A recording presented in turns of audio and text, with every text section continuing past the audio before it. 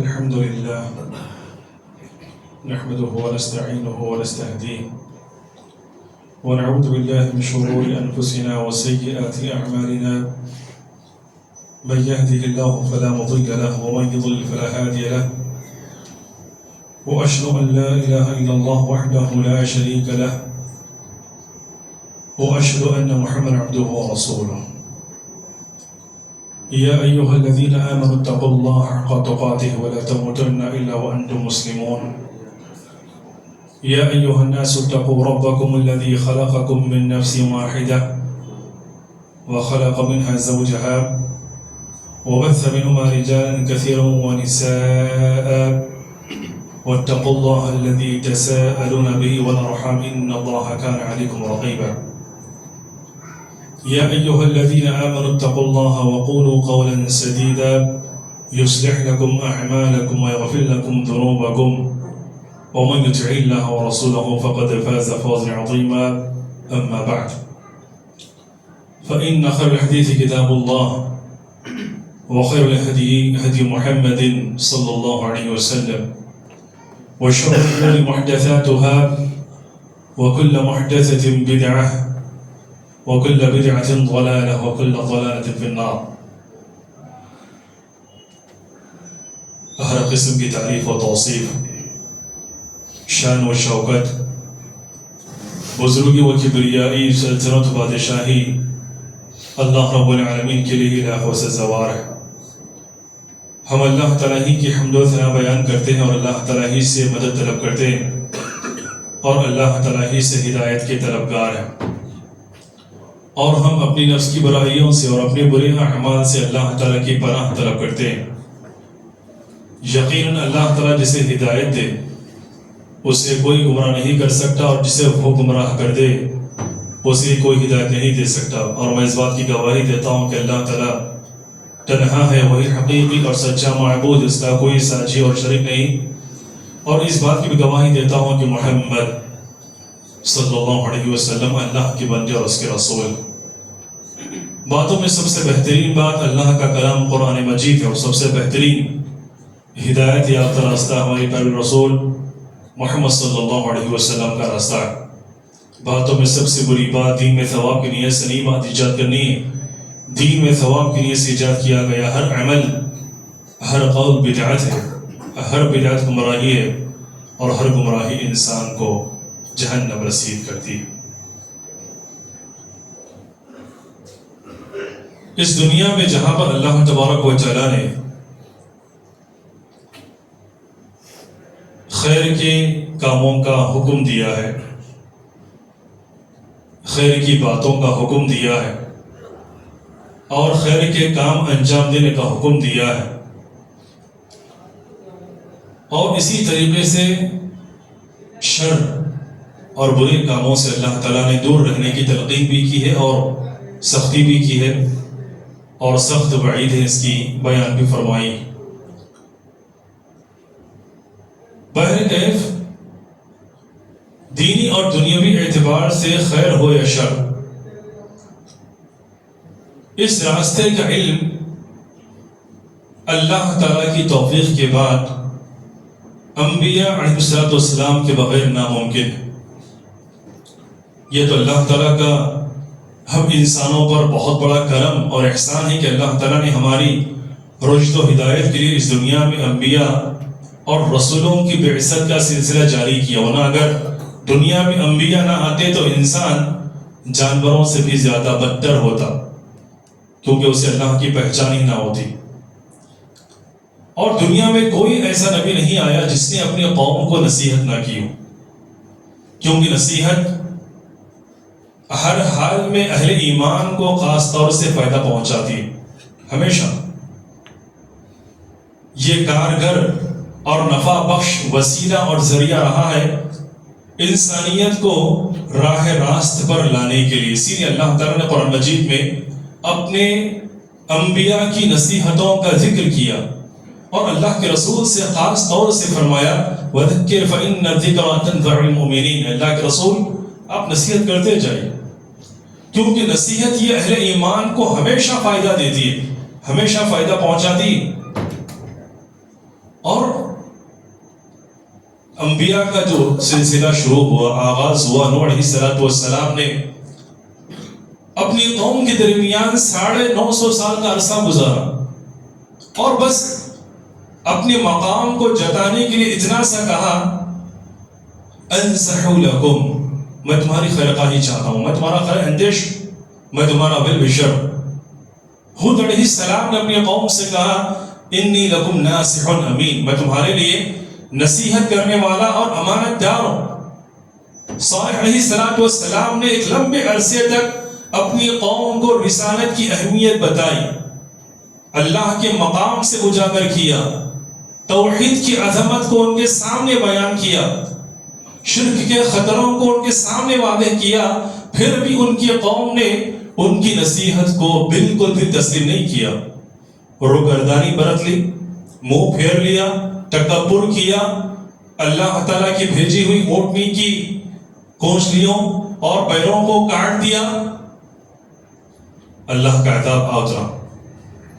اور نتیجتاً صالح علیہ السلام نے اپنی عذاب یافتہ قوم سے کہا، فَتَوَلَّ عَنْهُمْ وَقَالَ لَقَدْ أَبْلَغْتُكُمْ رِسَالَةَ رَبِّي وَنَصَحْتُ لَكُمْ وَلَكِنْ لَا تُحِبُّونَ النَّاصِحِينَ، اس سے منہ پھیر لی اور مخاطب ہو کر کہا کہ میں نے تمہارے سامنے اپنے رب کے سارے پیغامات کو رکھا اور ہر مرحلے میں تمہاری خیر خواہی کو ترجیح دی، ہر مرحلے میں تمہیں بار بار نصیحت کرتا گیا، لیکن تم ہو کہ نصیحت کرنے والوں کو پسند ہی نہیں کرتے ہو، اہمیت نہیں دیتے ہو۔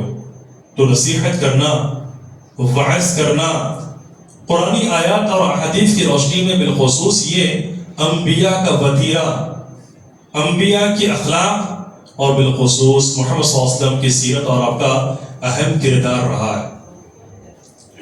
بہت سارے انبیاء کی بہت ساری نصیحتیں، میں آپ کے سامنے کچھ انبیاء کے کچھ مختصر نصیحتیں بیان کروں گا، اور وہ نصیحتیں سب سے قبل میرے لیے، پھر بعد میں آپ سامعین اور سامعات کے لیے۔ واقعی اگر ہم نصیحتوں کو اپنی زندگی میں عملی طور پر نافذ کر لیں گے تو ہم سے زیادہ خوش نصیب اور سعادت مند مسلمان کوئی اور نہیں ہو سکتا ہے۔ آدم علیہ السلام کی زندگی سے سب سے بڑی نصیحت جو ہمیں ملتی ہے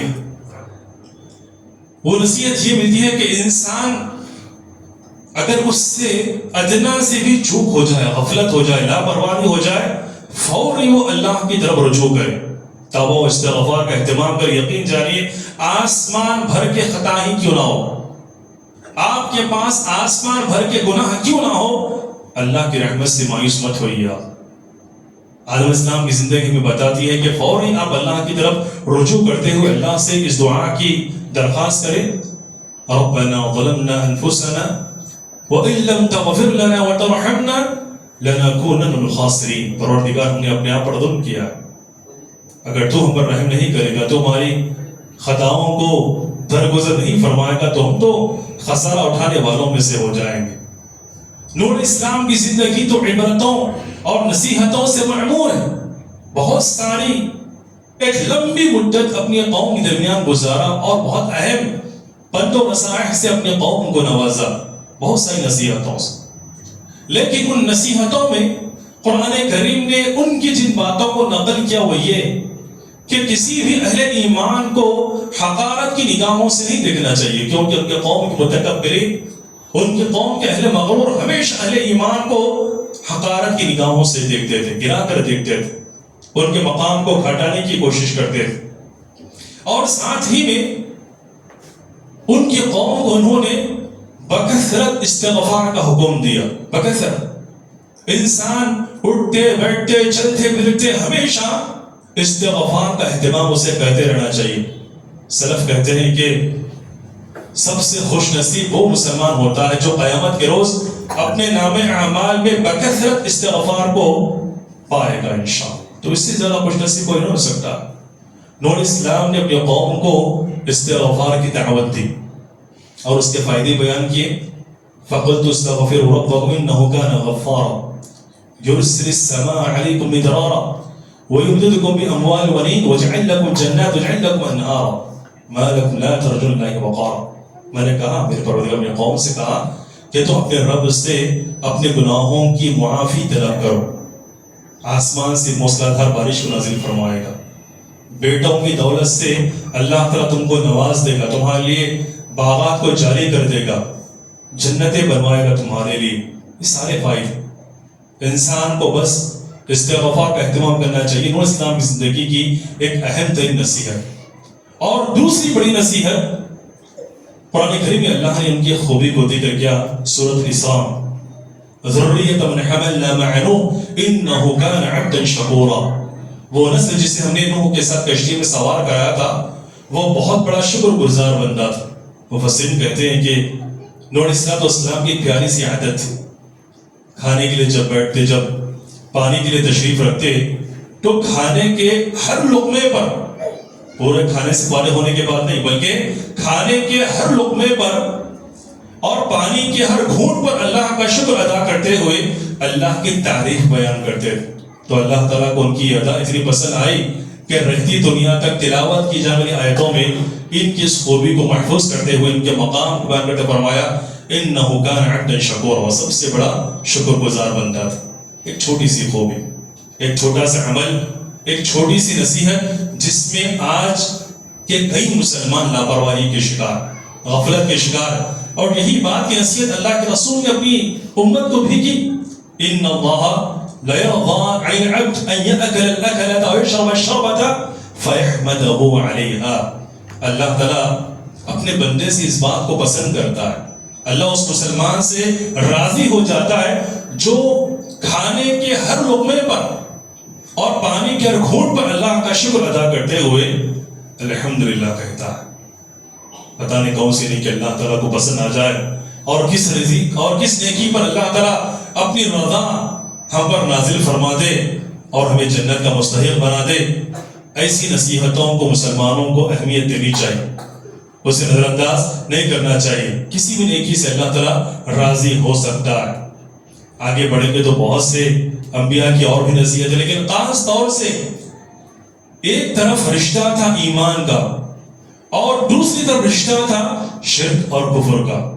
ایک طرف اللہ تعالیٰ نے ایک ایسے انسان کو ہونہار بیٹا عطا کیا جو بچپن ہی سے توحید کی دولت اور نعمت سے واقف تھا، اور دوسری طرف بت پرستی میں مبتلا ایک انسان. ایک طرف ابراہیم علیہ السلام تو دوسری طرف آزر ان کا باپ، بتوں کو بنا کر بیچنے والا انسان. ایک پیاری سی نصیحت جو اہل ایمان کو اس بات کا پیغام دیتی ہے کہ اگر انسان کے پاس توحید کا رشتہ ہو، اگر انسان کے پاس صحیح عقیدے کی دولت ہو، اگر انسان کے پاس صحیح ایمان کی نعمت ہو تو روئے زمین پر اس سے بڑا مالدار انسان کوئی اور نہیں ہو سکتا. یہ واضح کیا اللہ تعالیٰ نے ابراہیم السلام کی نصیحت کے ذریعے ایک اپنے باپ کے نام جو کفر اور شرک کی گندگیوں میں مبتلا اور ملوث، بہت پیارے انداز میں نصیحت کی. یا ابتی لم تعبد ما لا يسمع ولا يبصر ولا يغني عنك شيئا. الفاظ دیکھیا، سمجھانے کا انداز دیکھیا، کوئی جہالت نہیں، کوئی ناقدری نہیں، اسلوب دیکھیا، بات کرنے کا طریقہ دیکھیا، اور اللہ کے احکام کو اپنے کافر باپ کے سامنے پیش کرنے کے انداز کو دیکھیا. یا ابتی، اے میرے ابا جان، آپ ان چیزوں کو کیسے مان سکتے ہو جو نہ سننے کی صلاحیت رکھتے ہیں، نہ دیکھنے کی صلاحیت رکھتے ہیں، اور آپ کے حق میں کسی چیز کا فائدہ بالکل بھی نہیں پہنچاتے ہیں. یا ابت انی قد جاءنی علم ما لم یأتک فاتبعنی اہدک صراطا سویا. اے میرے ابا جان، میرے پاس علم، نبوت کا علم ہے میرے پاس، میں آپ کو صحیح راہ کی طرف رہنمائی کرنا چاہتا ہوں، میری راہ پر آ جائیے، گامزن ہو جائیے، فائدے میں رہیں گے آپ. یا ابت لا تعبد الشیطان ان الشیطان کان للرحمن عصیا. اے میرے ابا جان، شیطان کی پرستش میں مت جائیے آپ، شیطان کی عبادت مت کریے آپ، ورنہ رحمان کے کھلے دشمن بن جائیں گے آپ. وہ تو اللہ کا دشمن ہے، اہل ایمان کا بھی دشمن ہے. یا ابتی، اے میرے ابا جان، مجھے اس بات کا ڈر ہے کہ اگر آپ شیطان کی پرستش میں لگ جائیں گے، اگر آپ غیر اللہ کی عبادت کریں گے تو ممکن ہے کہ اللہ تعالیٰ آپ کو اپنے عذاب کی لپیٹ میں لے لے. ایک نبی، اللہ کا خلیل، اللہ کا دوست، صحیح بخاری کی روایت سنی ہوگی آپ نے، جب ان کی ملاقات ہوگی اپنے باپ آزر سے قیامت کے روز، تو اپنے والد کو کہیں گے الم اقل لک الا تعصین، میں نے آپ سے کہا تھا کہ آپ میری نافرمانی نہ کریں. تو ان کے باپ کو کافی افسوس ہوگا، وہ کہیں گے اس دن لا اعصیک اليوم، میں آپ کی آج نافرمانی نہیں کروں گا. دعا کریں گے وہاں پر اللہ تعالیٰ سے، پروردگار تو نے مجھ سے وعدہ کیا تھا کہ تو مجھے قیامت کی رسوائیوں سے محفوظ رکھے گا، اور تیرا وعدہ سچا ہے، تو وعدے کی خلاف ورزی نہیں کرتا ہے. تو اللہ تعالیٰ صاف طور سے کہہ دے گا یا ابراہیم انی حرمت الجنت علی الکافرین، میں نے جنت کو کافروں پر حرام کر دیا ہے. پھر اس کے بعد اللہ تعالیٰ سے کہیں گے تم اپنے پیروں کے نیچے دیکھو، کیا ہے تمہارے پیروں کے نیچے؟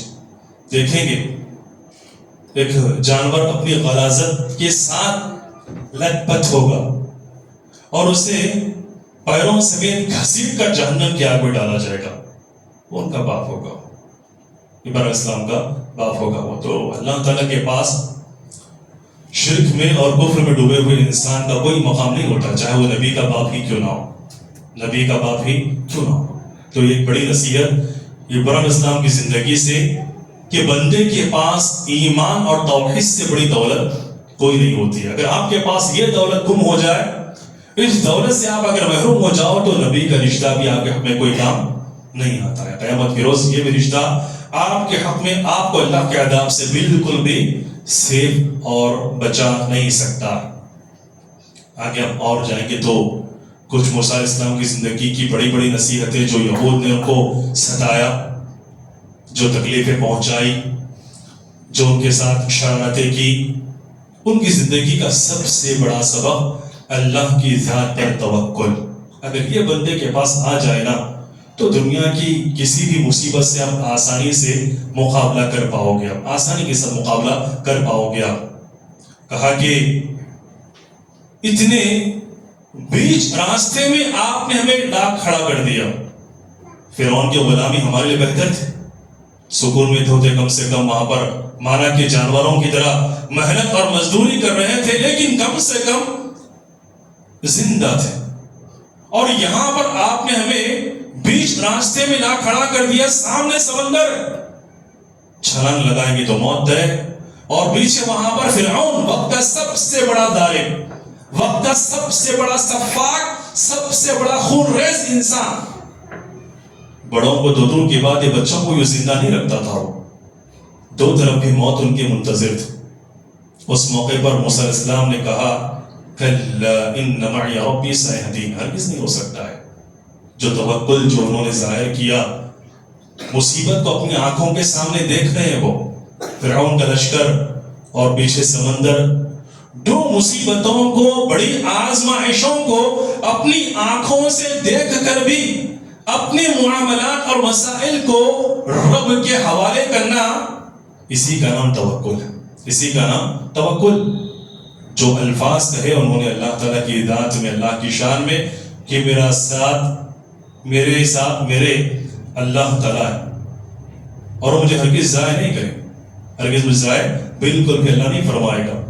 فوری حکم دیا کہ اپنی لاٹھی کو زمین پر دے مارو، اور سمندر میں اللہ تعالیٰ نے 12 راستے پیدا کر دیے. تو یہ فائدہ ہوتا ہے توکل کا. سب سے بڑی نصیحت موسیٰ علیہ السلام کی زندگی سے کہ بندے کو ہمیشہ اللہ کی ذات پر ہمیشہ اسباب اختیار کرنے کے بعد بھروسہ کرنا چاہیے. کبھی بھی اپنے آپ کو کوئی بھی بندہ اپنی ذاتی محنت کی طرف، اپنے ذاتی امور کی طرف کبھی بھی نسبت نہ کرے. اسباب بھی اللہ کی طرف سے ہوتے ہیں.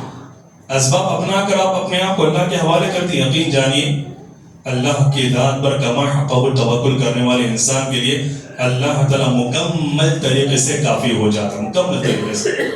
اسی اللہ کے رسول صلی اللہ علیہ وسلم صبح شام کی دعاؤں میں زیادہ تر کون سی دعا پڑھا کرتے تھے؟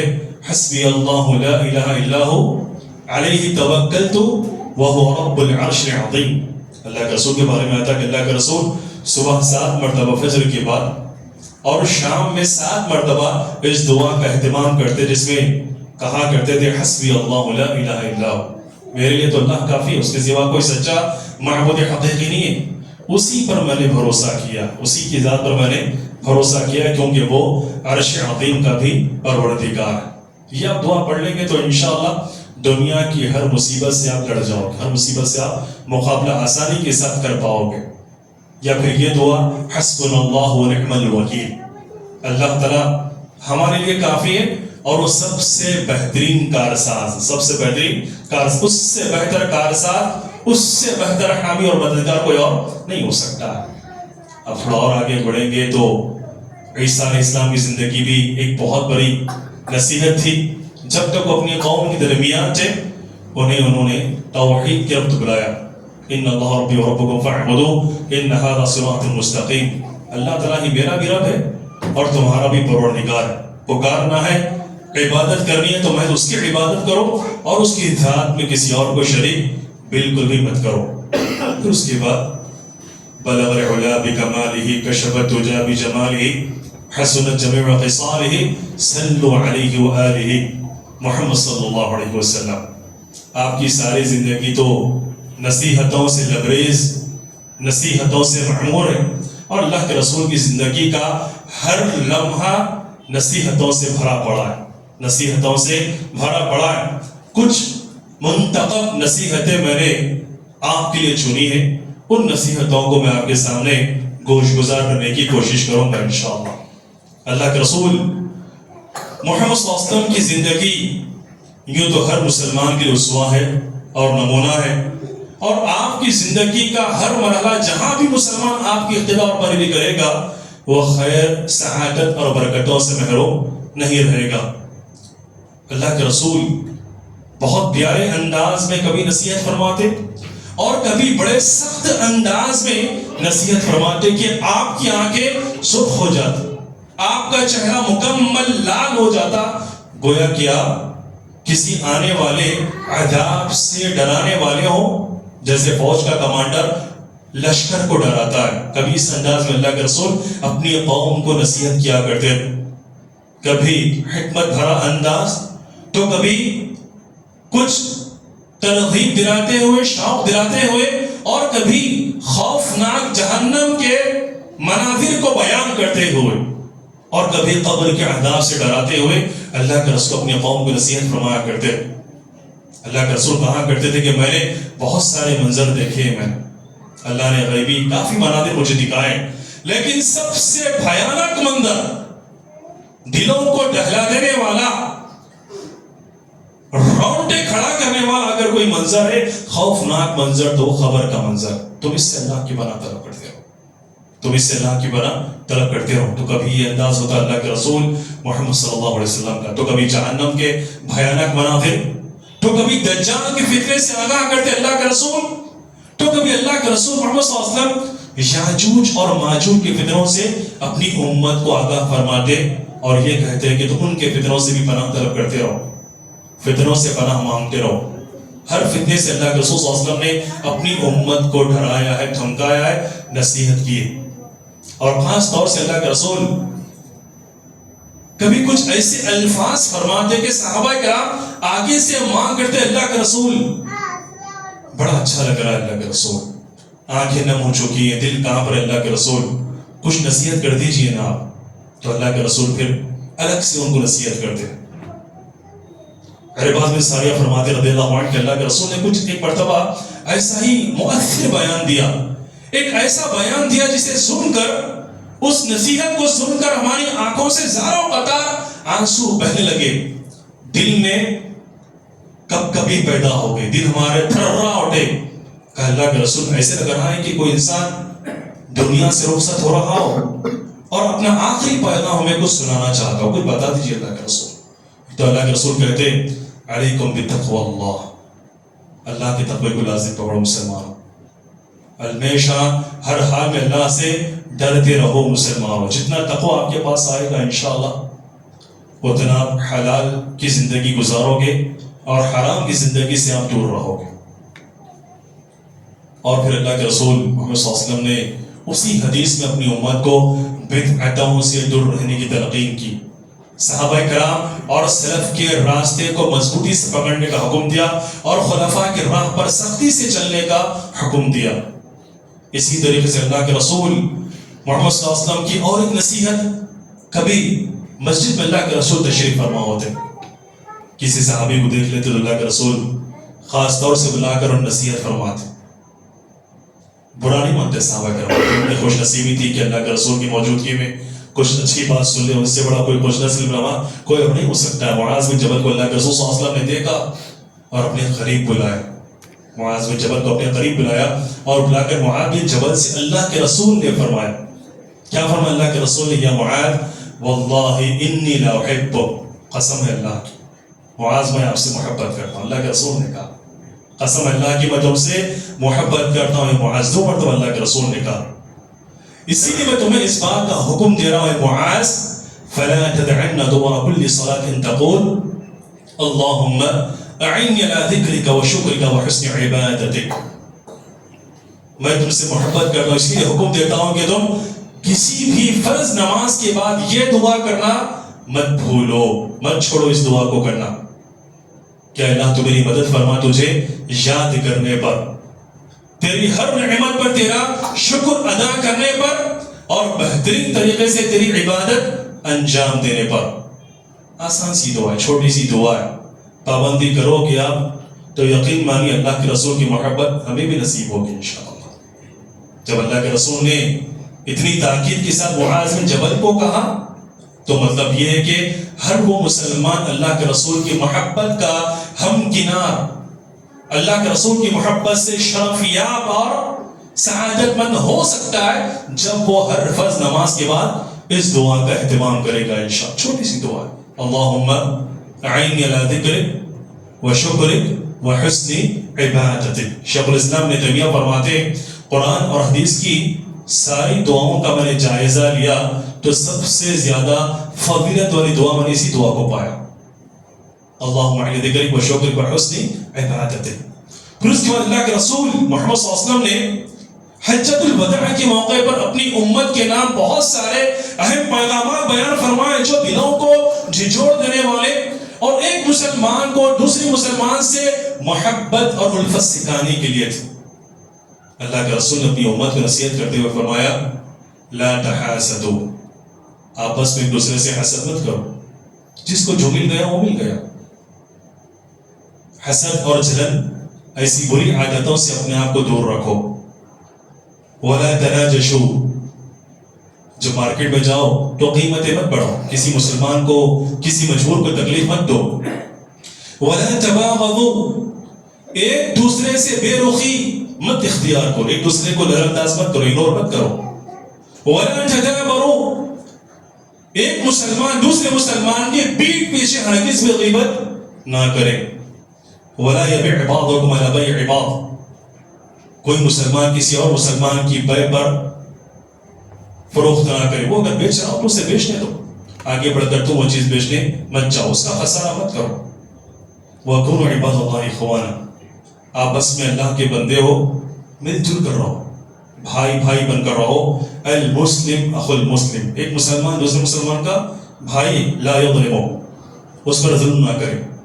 وَلَا يَخْذُلُ، کوئی مسلمان اپنے دیگر مسلمان بھائی کو بے یار و بدگار نہ چھوڑ دے. وَلَا يَحْقِرُ، اور کوئی مسلمان کسی اور مسلمان کو حقارت کی نگاہوں سے نہ دیکھے، نیچے دکھا کر نہ دیکھے، اس کے مقام کو بالکل بھی کسی اور کے سامنے کم تر نہ کرے، اس کے ساتھ ایسا مذاق نہ کرے جو اس کے مقام کو کسی اور کی نگاہ میں گرا دیتا ہو. اور فرمایا اپنے سینے کی طرف اشارہ کرتے ہوئے تقویٰ ہا ہونا، اصل تقویٰ تو یہاں ہے.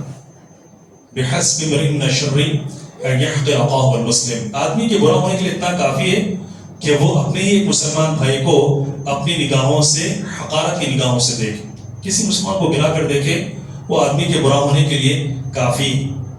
اور اسی طریقے سے اللہ کے رسول صلی اللہ علیہ وسلم کی یہ نصیحت ایک پیاری سی نصیحت جو اللہ کے رسول صلی اللہ علیہ وسلم نے اس بات کا احساس دلایا کہ اس مسلمان کو زندگی کے لیے بہت بڑی امانت ہے اللہ تعالیٰ، اسے جو کچھ ملا ہے، جوانی ملی ہے، وقت ملا ہے، صحت ملی ہے، خالی وقت ملا ہے. ایک مسلمان کو ہمیشہ ان چیزوں کی قدر کرنی چاہیے. اللہ کے رسول صلی اللہ علیہ وسلم نے اپنی امت کو نصیحت کرتے ہوئے فرمایا اغتنم خمسا قبل خمس، 5 چیزوں سے پہلے غنیمت جانو. دیکھیے آپ، بہت بڑی نصیحت. شبابک قبل حرمک، اپنی جوانی کو اپنے بڑھاپے سے پہلے. جوانی کی عبادت اللہ تعالیٰ کے یہاں بڑھاپے کی عبادت کے مقابلے میں زیادہ اہمیت رکھتی ہے، کیونکہ انسان کے پاس شہوتوں کے طوفان ہوتے ہیں، شہوتوں کا سمندر ہوتا ہے. جوانی میں شہوتوں سے لڑتے ہوئے، شہوتوں کو بالائے طاق رکھتے ہوئے اللہ کی عبادت میں آنا بہت بڑا جہاد ہوتا ہے، بہت بڑی کوشش ہوتی ہے. تو وہ اہمیت الگ ہے. دوسرے سے اللہ کے رسول نے کہا وَصِحَّتَكَ قَبْلَ سُقْمِكَ، جب تک ہیلتھ ہے، اچھی صحت ہے، قبل اس کے کہ تم بیمار ہو جاؤ اپنی ہیلتھ کی قدر کرو. ٹھہر کر عبادت کرنا، ٹھہر کر نماز پڑھنا، وہ یقینی بات ہے کہ بیٹھ کر نماز پڑھنے سے افضل جب تک پیروں میں جان ہے، آپ کے پاس صحت کی سلامتی ہے، خوب جم کر اللہ کی عبادت کریے. آپ جتنے بھی فرائض، واجبات، نوافل، سنن، مستحب کام ہو سکتے ہیں جی بھر کر کریے بیماری آنے سے پہلے. اور اسی طریقے سے فراغ کا قبل شغل، خالی وقت ہے اسے ضائع مت کریے. یہ مت کہیے کہ ابھی ٹائم بہت بچا ہے، مت کہیے. آپ ہر وقت کو غنیمت جانیے، زندگی کے ہر سیکنڈ کی قدر کریے اور ہر وقت کو اللہ کے ذکر، دین اور دنیاوی کاموں سے مشغول رکھیے. اللہ کے سب سے پیارے اور محبوب بندے ہو جائیں گے. فَاذْكُرُونِي أَذْكُرْكُمْ، جتنا آپ اللہ کو یاد کرو گے اللہ تعالیٰ اتنا ہی آپ کو یاد کرتا رہے گا. ہر وقت اٹھتے بیٹھتے، چلتے بیٹھتے، سوتے جاگتے آسان اذکار، سبحان اللہ و بحمدہ، یا سبحان اللہ بحمدہ، سبحان اللہ العظیم، استغفر اللہ رب اغفر لی خطیئتی یوم الدین، سبحان اللہ والحمد للہ ولا الہ الا اللہ واللہ اکبر، یا پھر سبحان العظیم و بحمدہ. اذکار پڑھتے رہیے آپ، انشاءاللہ آپ کی زندگی خیرات اور برکتوں سے معمور اور لبریز ہو جائے گی انشاءاللہ. اسی طریقے سے اللہ کے رسول صلی اللہ علیہ وسلم کی اسی روایت میں اور ایک نصیحت، غنا کا قبل فقر، اپنی بے نیازی کو محتاجی سے قبل. جب تک پیسہ ہے اسراف اور فضول و خرچی مت کریے. لا یعنی چیزوں میں پیسوں کو برباد مت کریے. جہاں اللہ نے حکم دیا وہاں پر خرچ کیجیے، لیکن وہ بھی اعتدال کے ساتھ، میانہ روی کے ساتھ. اسراف اور فضول و خرچی نہ کرے آپ. اور اسی طریقے سے حیاتک قبل مماتک، جب تک سانسیں، اپنی موت سے قبل اپنی زندگی کی قدر کیجیے. قیامت کے روز اگر پچھتاوا کریں گے، کاش، تو بھی کاش کے لفظ قیامت کے روز آپ کے کچھ بھی کام نہیں آئے گا. تو جب تک زندگی ہے، جب تک سانسیں ہیں، بندہ اپنی ساری زندگی کو اللہ کے نام قربان کرے اور ہمیشہ یہ کہتا رہے قل ان صلاتي ونسكي ومحياي ومماتي لله رب العالمین لا شریک لہ وبذلک امرت وانا اول المسلمین. میری زندگی کا مقصد تیرے دین کی سرفرازی، میری زندگی کا مقصد تیرے دین کی سرفرازی، میں اسی لیے مسلمان، میں اسی لیے نمازی. دعا کرتے ہیں کہ اللہ تعالیٰ ہر مسلمان کو قرآن اور صحیح احادیث میں وارد اللہ کے رسول محمد صلی اللہ علیہ وسلم اور دیگر انبیاء کی نصیحتوں پر عمل کرنے والا بنائے. اللہ ہر مجبور اور کمزور اور پریشان زدہ مسلمانوں کی پریشانی کو دور فرمائے. اللہ ہر مقروض مسلمان کے قرض کی ادائیگی کے اسباب آسان فرمائے. ہر بیمار مسلمان کو اللہ تعالیٰ صحت کاملہ، شفا عاجلہ نصیب فرمائے. گزرے ہوئے ہر مسلمان کے اللہ تعالیٰ مغفرت فرمائے. جب تک اللہ زندہ رکھے اسلام اور توحید پر زندہ کرے، جب اللہ ہمارا خاتمہ فرمائے تو ایمان اور توحید پر فرمائے. آمین. وآخر دعوانا الحمدللہ رب العالمین.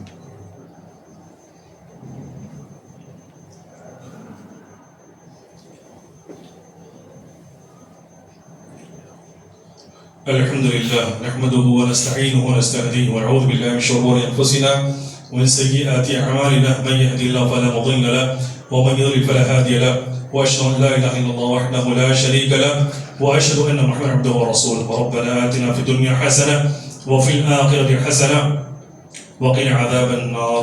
اللهم اعنا على ذكرك وشكرك وحسن عبادته. قال الله تعالى: أعوذ بالله من الشيطان الرجيم: إن الله وملائكته يصلون على النبي يا أيها الذين آمنوا صلوا عليه وسلموا تسليما.